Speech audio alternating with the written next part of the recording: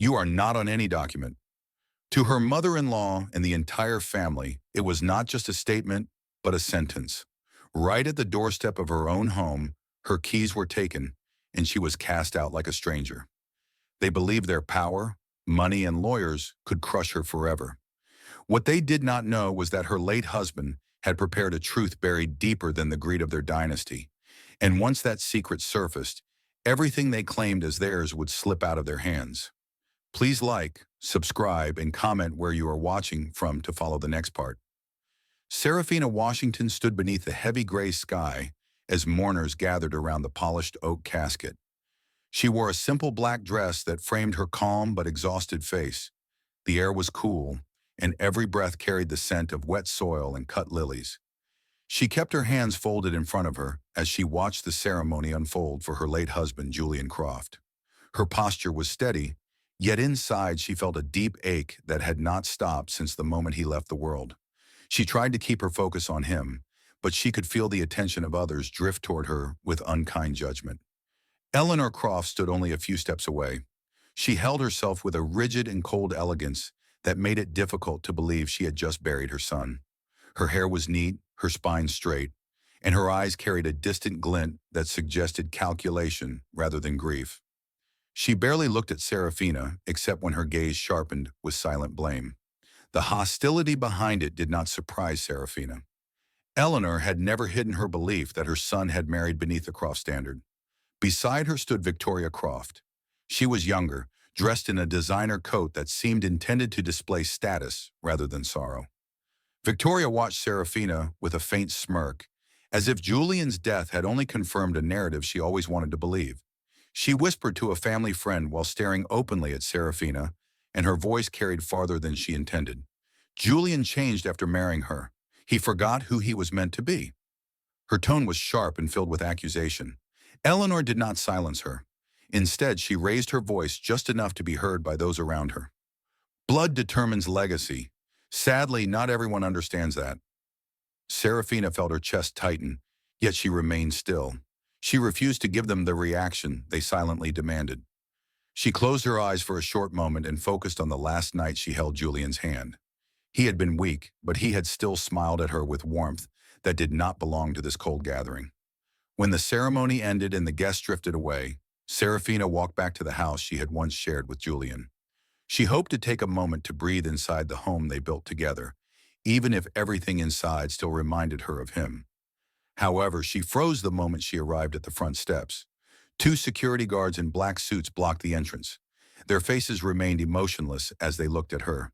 She felt a pulse of confusion and stepped forward. "I live here. Please let me pass." Before the guards could respond, a luxury car rolled to a stop. Eleanor stepped out first with Victoria close behind. Neither wore the expression of someone offering comfort. They carried an air of authority as if they owned the moment. Eleanor held a document in her hand. She approached Serafina with a calm voice that felt sharper than any shout. "Serafina, this estate belongs to the Croft family. Julian left no official documents that recognize you as an owner. As the remaining head of this family, I will take back what rightfully belongs to us."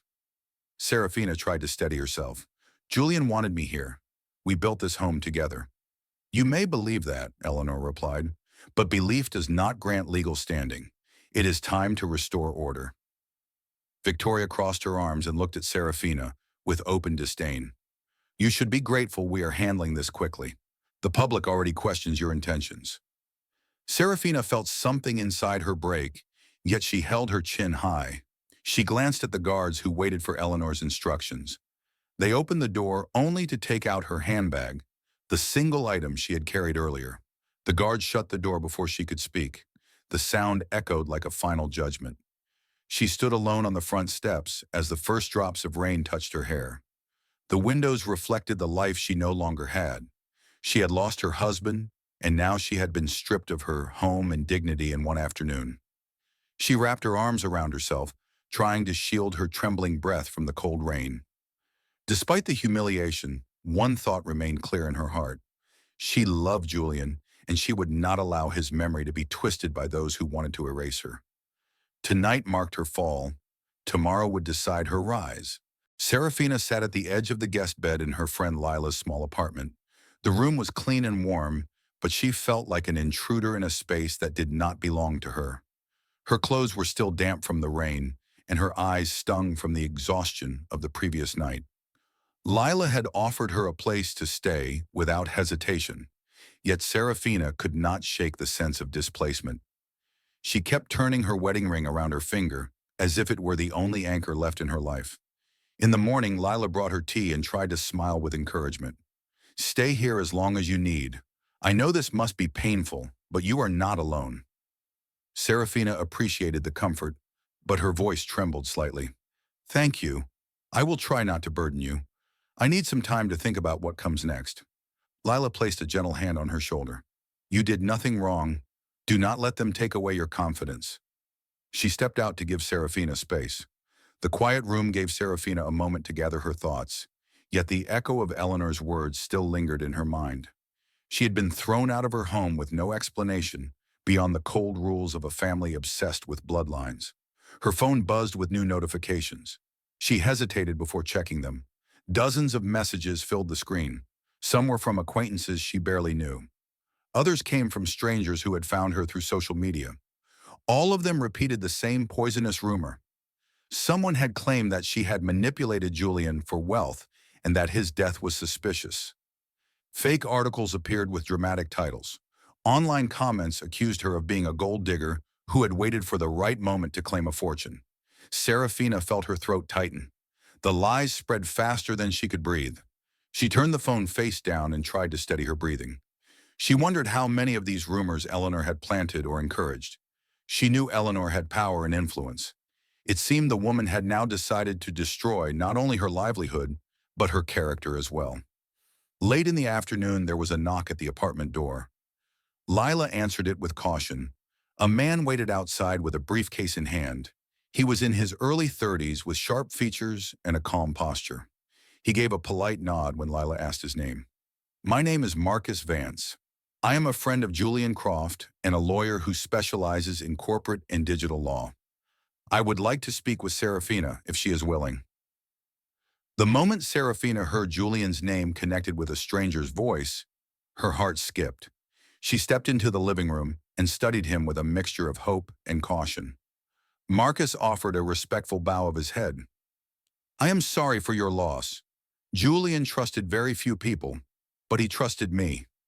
I came because I do not believe the accusations spreading online, and I do not believe that Julian would have left you unprotected." Serafina felt a fresh wave of emotion rise in her chest. "I do not know what to believe anymore. I have nothing to defend myself with. They shut me out of the house and took everything." Marcus opened his briefcase and took out a small file. "Julian mentioned you often. He told me that he had prepared something unusual. He said it would only make sense to you if anything happened to him." The memory came to her in an instant. A silver fountain pen. Julian had given it to her during their last anniversary dinner. He had joked at the time, yet the seriousness in his eyes had confused her. She whispered, "The pen." Marcus raised an eyebrow. "You have it with you?" She reached for her handbag, relieved that it was the only item she managed to keep. She took out the pen, and Marcus leaned closer to examine it. His expression shifted from curiosity to intrigue. "This is not a regular pen. There is a mechanism inside. If Julian designed it, it is likely connected to encrypted data." Serafina watched anxiously as Marcus tested a subtle twist on the metal body.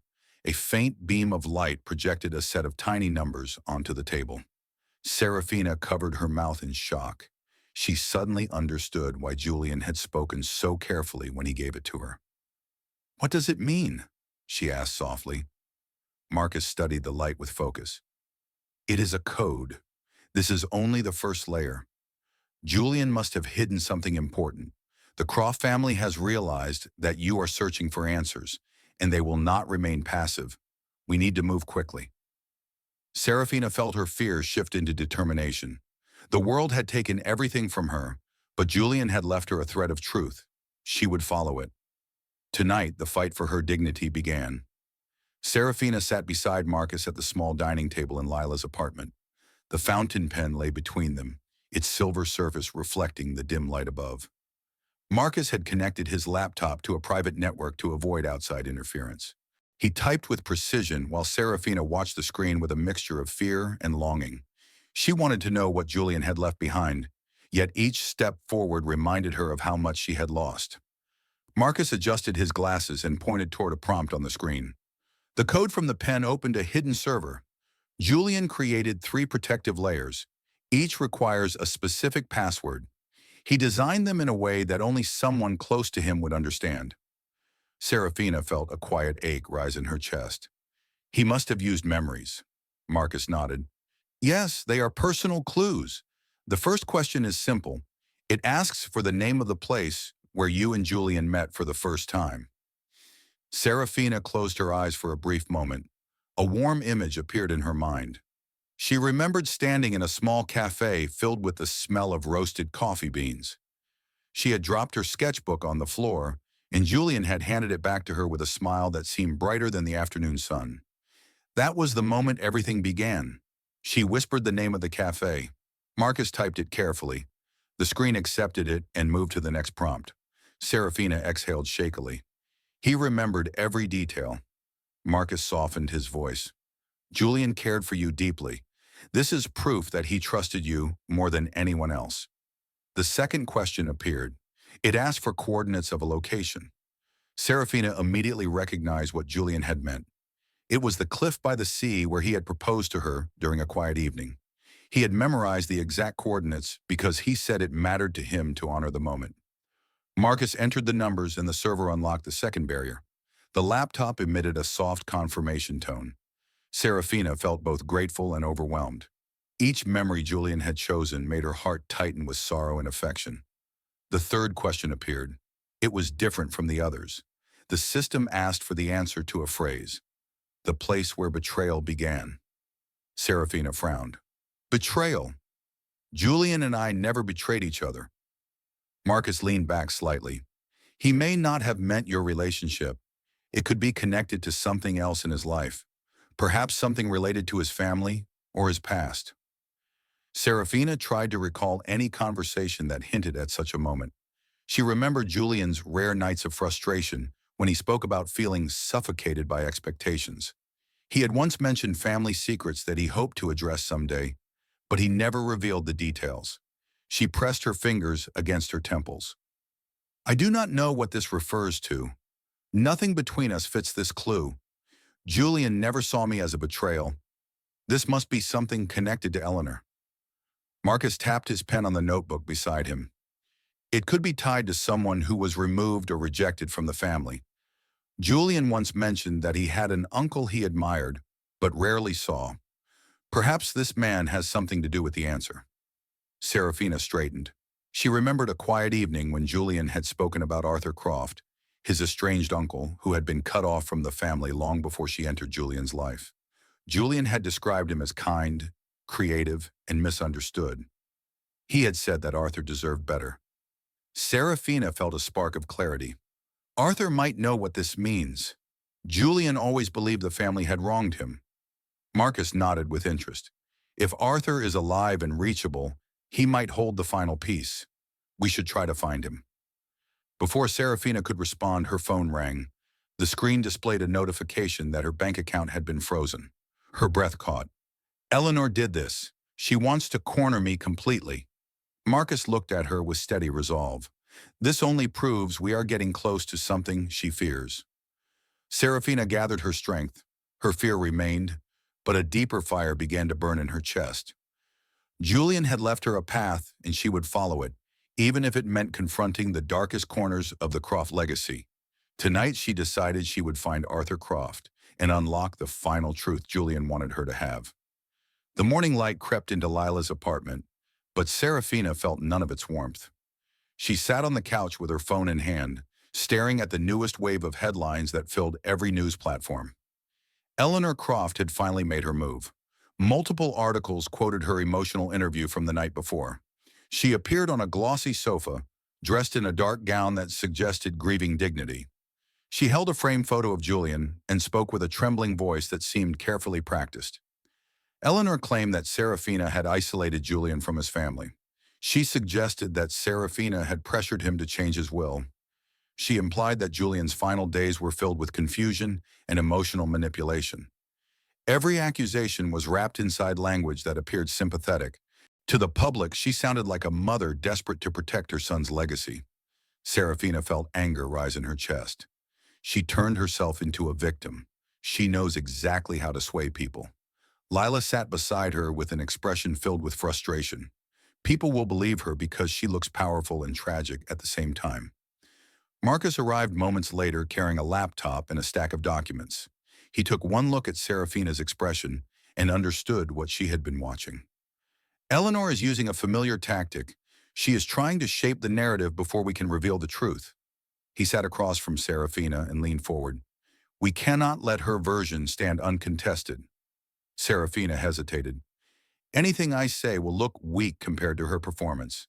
People already think I am responsible for everything she accuses me of. Marcus opened his laptop. A new email glowed on the screen. A respected journalist contacted me. Her name is Clara Hughes. She is known for unbiased reporting and does not respond well to stage drama. She wants to interview you. Serafina tensed. What if I make things worse? You will not, Marcus replied. Clara is different. She asks direct questions and values honesty. You do not need to attack Eleanor. You only need to tell the truth about your life with Julian. Serafina took a deep breath. She knew that staying silent would allow Eleanor to bury her completely. She looked at Marcus with newfound determination. I will speak. I will tell the truth, even if people doubt me. Later that afternoon, Serafina sat in a quiet studio arranged by Clara's team. Clara Hughes appeared in a blazer and carried an expression that balanced professionalism with empathy. She introduced herself with a steady tone. Thank you for agreeing to talk with me. I know this must be difficult. Serafina nodded. I want people to hear who Julian truly was. I want them to understand our life together. The cameras began recording. Clara asked about Serafina's childhood, her meeting with Julian, and their shared dreams. Serafina described Julian's kindness, his intelligence, and the gentle humor that filled their home. She did not blame Eleanor. She did not raise her voice.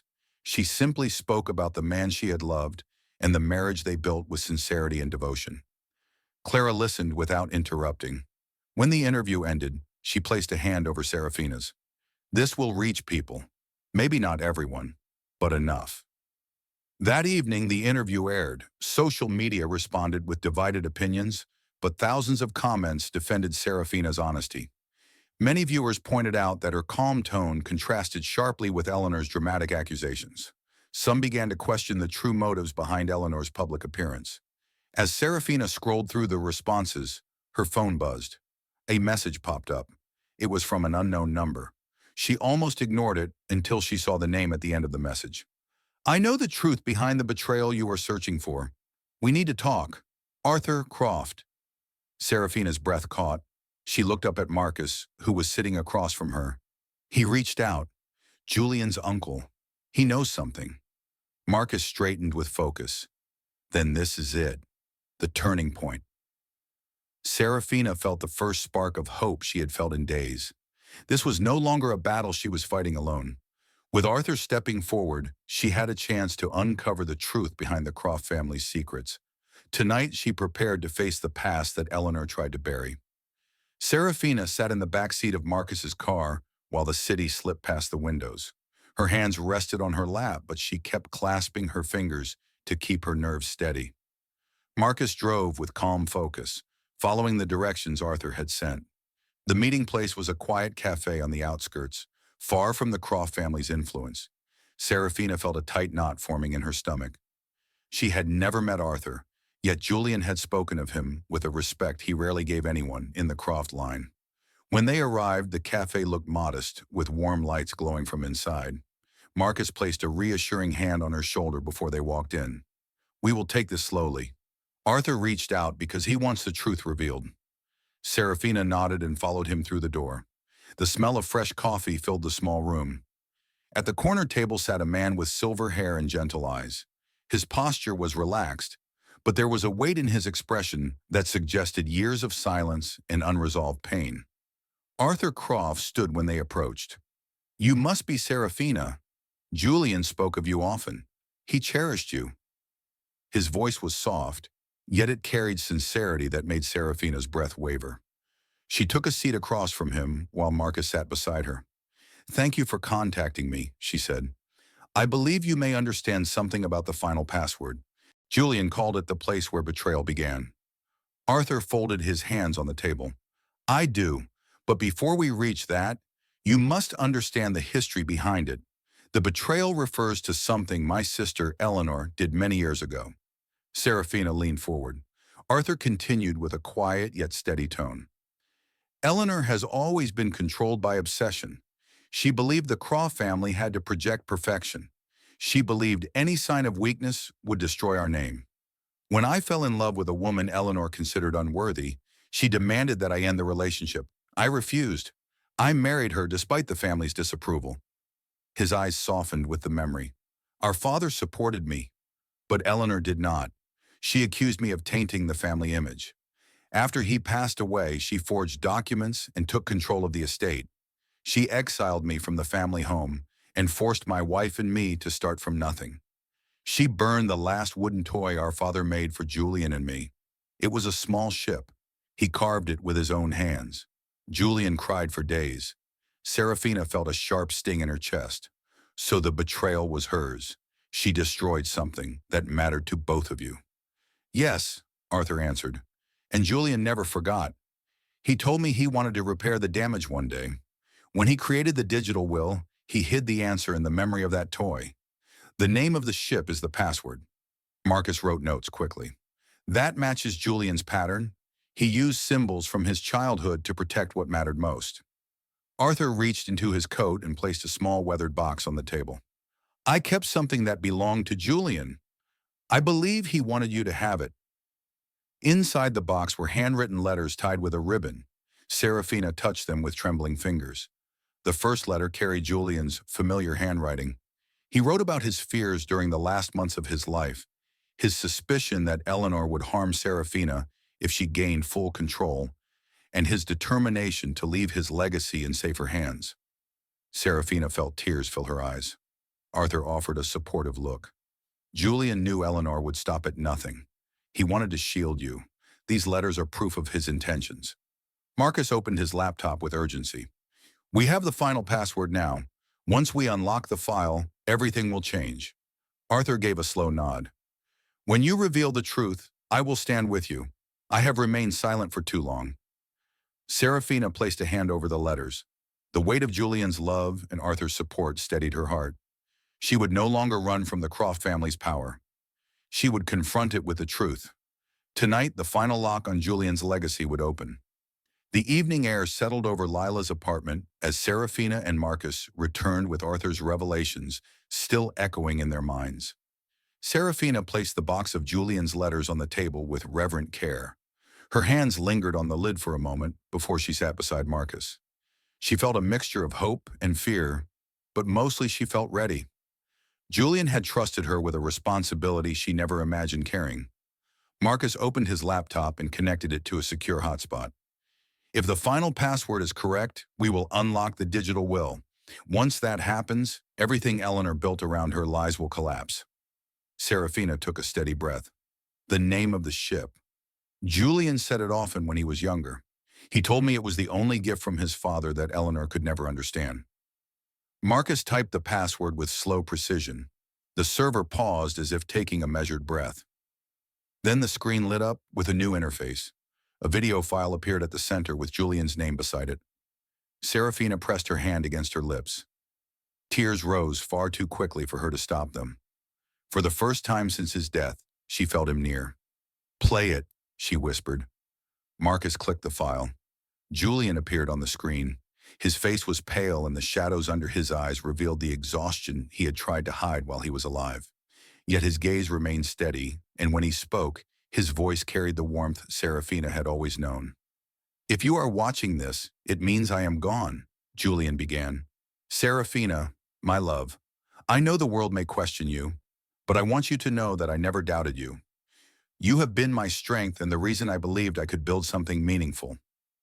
Serafina felt a tear roll down her cheek. She clenched her hands together to keep from falling apart completely. Julian continued with sincerity. I am leaving 51% of Croft Innovations to Serafina. She is the only person who understands the vision I have for this company. She is the only one I trust to carry it forward with integrity.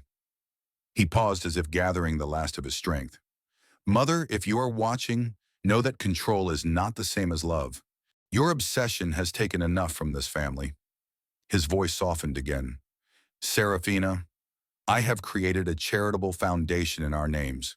You will lead it. I want the company to become more than a symbol of wealth.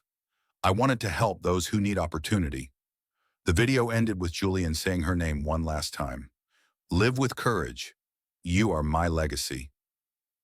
When the screen went dark, Serafina covered her face with both hands. Her sobs were quiet, but they filled the room with a grief she had held back for too long. Marcus placed a gentle hand on her shoulder. He loved you deeply. This proves everything. She wiped her eyes and straightened.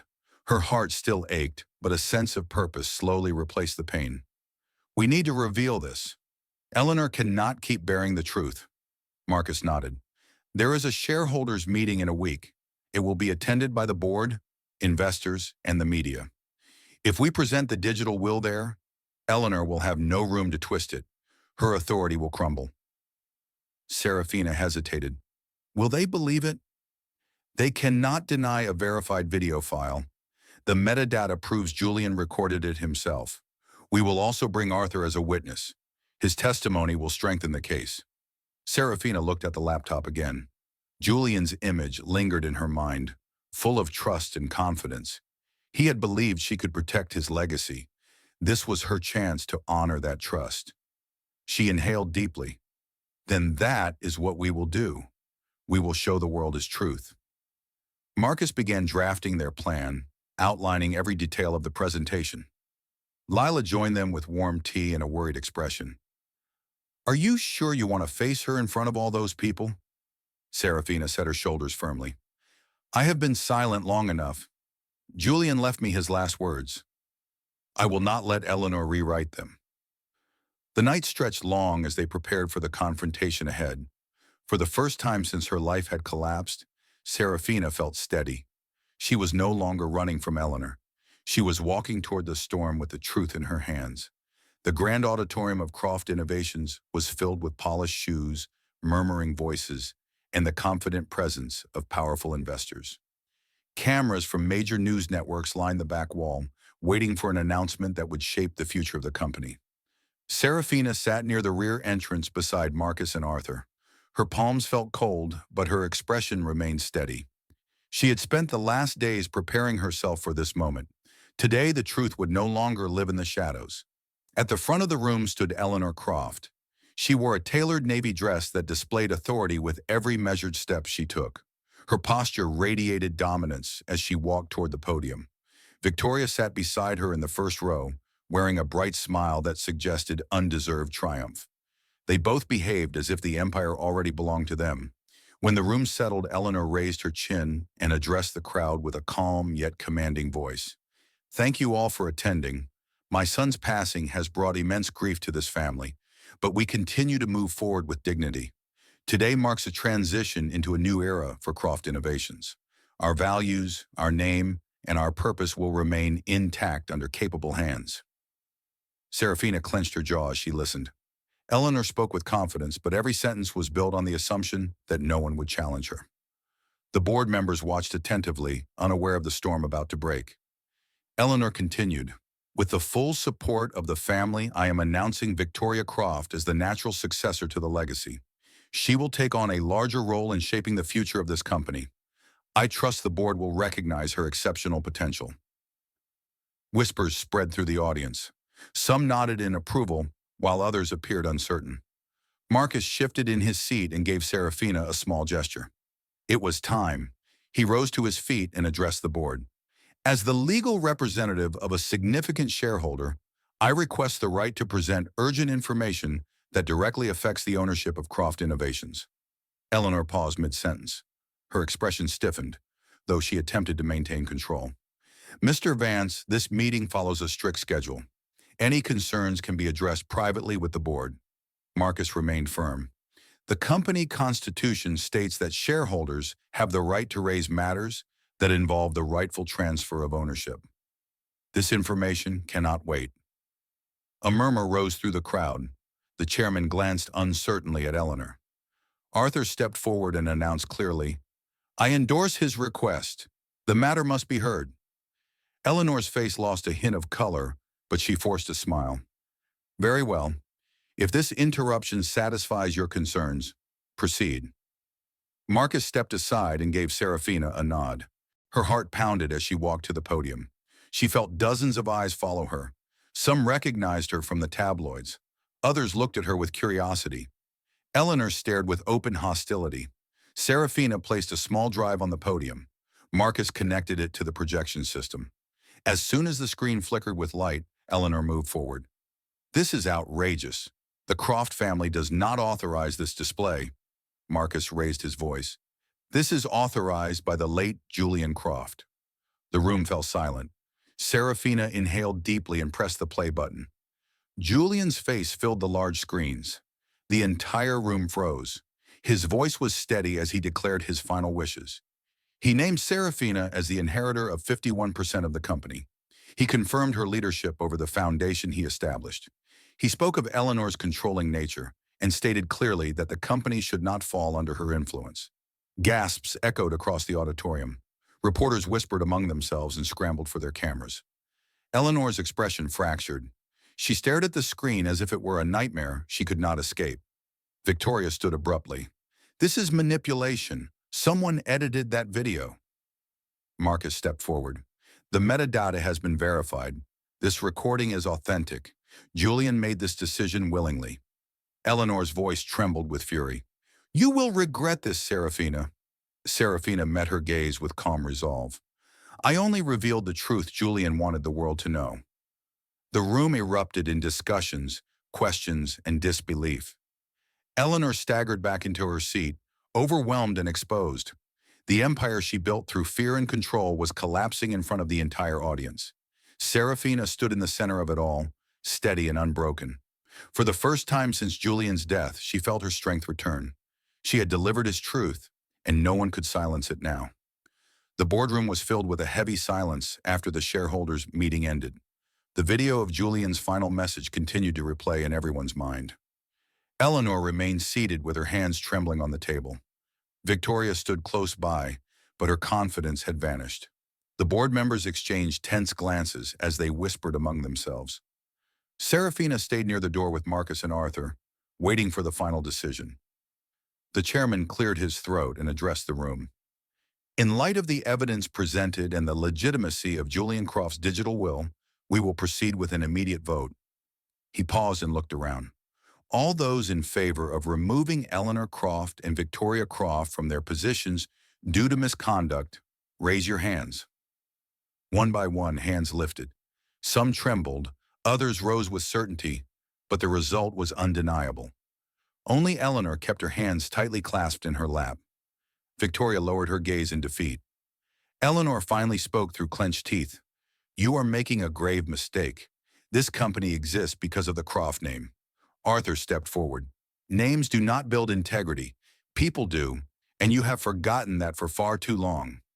The chairman nodded. "Eleanor Croft and Victoria Croft are hereby dismissed, effective immediately." Eleanor rose from her seat, her expression twisted between outrage and humiliation. She looked directly at Serafina. "I will not forget this." Serafina met her gaze calmly. "This was never about revenge. It was about restoring the truth Julian trusted me to protect." Eleanor turned away with stiff steps, and Victoria followed her out. The boardroom door closed behind them, and for the first time Serafina felt the weight of fear lift from her shoulders. The chairman approached her with a respectful incline of his head.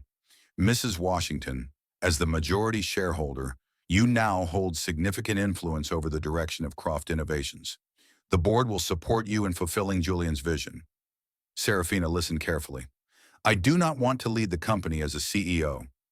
Julian believed in collaboration and community. I want a leadership team who shares those values. My focus will be the foundation he created." Marcus nodded with approval. That choice will strengthen the company. It will honor Julian. Later that week, a press conference was held. The media gathered outside the Croft building as Serafina stepped onto the stage with Marcus and the newly appointed executive team. She wore a simple white suit and carried a composed expression. Cameras flashed, but she focused on the prepared statement in her hand. Julian Croft believed that innovation means responsibility. He believed that technology should serve people and create opportunities. Today, I stand here not as someone seeking power, but as someone committed to continuing his legacy. I will oversee the foundation he established, which will support education and technology for underserved communities. Together, we will build the future he dreamed of. Applause echoed through the courtyard. For the first time, the crowd looked at her with respect instead of suspicion. Months passed. The foundation grew quickly under Serafina's leadership. She visited schools, partnered with community programs, and launched scholarships in Julian's name. The pain of losing him remained, but her days were filled with purpose. Arthur visited often and became a quiet source of support. Marcus stayed by her side as both advisor and trusted friend. One bright afternoon, Serafina stood before a newly built technology center funded by the foundation. Students and parents gathered to celebrate the opening. She stepped to the podium and looked out at the crowd. Legacy is not defined by what we leave behind, but by what we pass forward, she said. Julian wanted the world to be better than he found it. Today we take another step toward that vision. She smiled as the audience clapped. The wind brushed against her face, gentle and warm. She felt a quiet peace she had not known in a long time. Julian's love remained with her, not as a shadow of grief, but as a guiding light. She had lost everything once, yet she stood now with strength she never imagined she would carry. Serafina Washington had become her own legacy,